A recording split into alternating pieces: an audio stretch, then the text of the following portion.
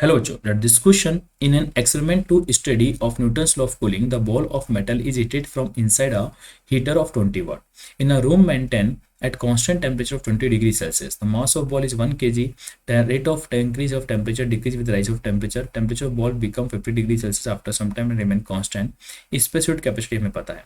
तो assume Newton's law of cooling hold for the ball. Rate of loss of heat when the ball is at the 30 degree Celsius. आइए बेटा, हमें बताया बेटा ये एक रूम है और इस रूम का जो टेम्परेचर है वो यहाँ पे हमें कितना बताया गया है, रूम का जो टेम्परेचर है वो 20 डिग्री सेल्सियस बताया गया बेटा, है ना। और इसके अंदर यहाँ पे एक बॉल रखी गई है, जो आपके पास यहाँ पे बॉल रखी जा रही है बेटा, और बॉल का जो टेम्परेचर है वो हमें बताया जा रहा है कि कितना है बेटा, 30 डिग्री सेल्सियस हो चुका है। तो हीट लॉस पर सेकेंड क्या होगा, इसका मास हमें पता है कितना है, 1 किलोग्राम है, और साथ में हमें इस बॉल का स्पेसिफिक कैपेसिटी पता है, वो हमें यहाँ पे 500 जूल पर केजी डिग्री सेल्सियस दिया गया है। बट हम यहाँ पे कह सकते हैं बेटा कि जो बॉल का मैक्सिमम टेम्परेचर यहाँ पे बताया जा रहा है 50 डिग्री सेल्सियस, उसके बाद वो एक कांस्टेंट हो जाता है बेटा। तो अगर हम बात करें when temperature of ball at 50 degree Celsius, जब बॉल का टेम्परेचर आपका 50 डिग्री सेल्सियस है, when temperature of ball, first condition लगा रहा हूँ, when temperature of ball is 50 degree Celsius, तो उस टाइम पे जो आपका rate of cooling, rate of heat loss होगा, देन हीट लॉस पर सेकेंड होगा, उस टाइम पर हीट लॉस पर सेकेंड होगा, वो उसका फॉर्मूला क्या होगा, 4 sigma A E T not cube, और टी टेम्परेचर बॉडी का होगा टी, और माइनस सराउंडिंग टेम्परेचर यहाँ पे 20 डिग्री सेल्सियस होगा, टी माइनस टी नॉट।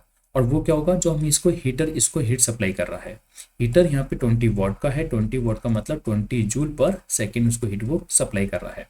और हीट लॉस का जो मैंने यहाँ पे फॉर्मूला लगाया है, हीट लॉस का जो फॉर्मूला मैं यहाँ पे लगा रहा हूँ वो मैं यहाँ पे क्लियर कर दूँ बेटा आप सभी को, 4 sigma A E T not cube और टी माइनस टी नॉट, मैंने यहाँ पे हीट लॉस का फॉर्मूला यहाँ पे अप्लाई किया है। तो मैं जानता हूँ कि 50 डिग्री सेल्सियस में जो हीट लॉस होने वाला है वो हमें 20 वॉट के बराबर होने वाला है, क्योंकि जितना एनर्जी वो एब्जॉर्ब कर रहा है उतना ही रेडिएंट एनर्जी वो इमिट करने वाला है बेटा। तो यहाँ पे जब 50 डिग्री सेल्सियस पे टेम्परेचर जब कांस्टेंट हो जाएगा, तो टेम्परेचर कांस्टेंट हो जाएगा तो कितना होगा, 50 माइनस 20 होगा, तो जितना एब्जॉर्ब करेगा उतना वो रेडिएट करेगा। इसको हम इक्वेशन नंबर फर्स्ट लिख देते हैं। अब एट 30 डिग्री सेल्सियस से बात करोगे, व्हेन टेम्परेचर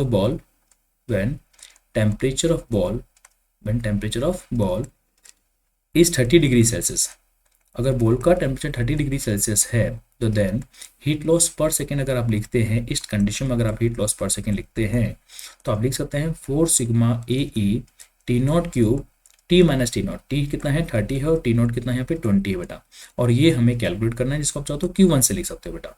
इसको इक्वेशन नंबर 2 लिखा जा सकता है बेटा। अगर मैं इक्वेशन नंबर 2 का आप डिवाइड करते हैं, तो इक्वेशन फर्स्ट क्या आती है, 4 sigma A E T not cube और 50 माइनस का 20 था, और यहाँ पे 20 के बराबर था। और इक्वेशन नंबर 2 आपके सामने है 4 sigma A E T not cube और यहाँ पे 30 माइनस का 20 है, और यहाँ पे आपको डिवाइड Q1 है बेटा। सॉल्व करेंगे ये आपस में कट जाएंगे, तो यहाँ पे आप देखिए, यहाँ पे 30 आ जाएगा, यहाँ पे 10 आ जाएगा, और बेसिकली 20/Q1 हो जाता है। तो यहाँ पे 0 से 0 कट गया, तो हीट फ्लो रेट जो हो जाएगा वो 20/3 जूल पर सेकेंड या फिर 20/3 वॉट हो जाता है। तो हमारे इस क्वेश्चन का आंसर जो हो जाएगा 30 डिग्री सेल्सियस पे हीट फ्लो रेट जो है 20/3 जूल पर सेकेंड हो जाता है। तो ऑप्शन की बात करें 20/3 वॉट हो जाता है, मतलब बी ऑप्शन हमारा एकदम करेक्ट हो जाता है।